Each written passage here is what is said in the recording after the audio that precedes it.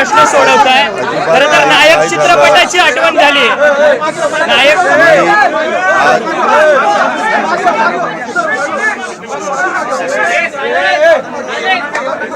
मंगळवारचा मुख्यमंत्री महोदय कॅबिनेट घेतात. आमची प्री कॅबिनेट असते, कॅबिनेट असते.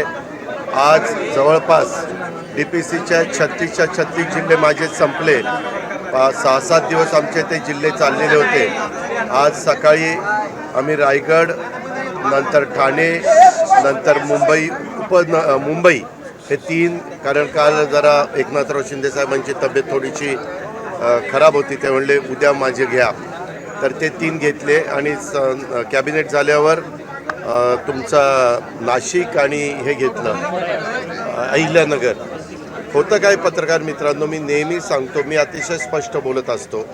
तुम्ही कुठल्याही बातम्या कशाही पद्धतीनं चुकीच्या चालवत असता.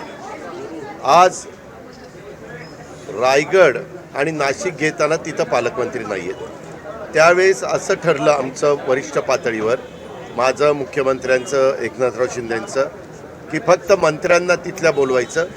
कारण हे DPC आहे, ह्याच्यामध्ये पुढच्या वर्षी आपल्याला वर्षभरात किती कोटी रुपये त्या जिल्ह्याला द्यायचं हे ठरतं. ते कसं ठरतं?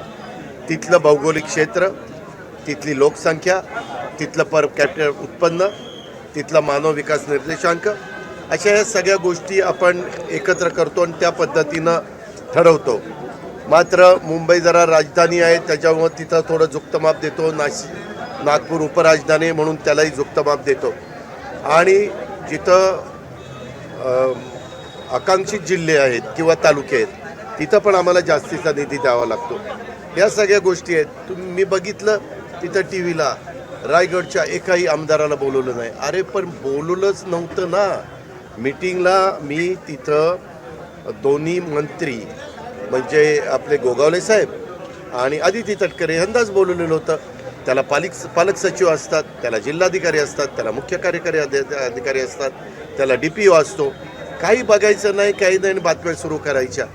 ही मीटिंग ही DPCची जिल्ह्याचा वार्षिक आराखडा बनवण्याची मीटिंग होती. त्यांच्या ऑलरेडी प्रत्येकाच्या मीटिंग होतात.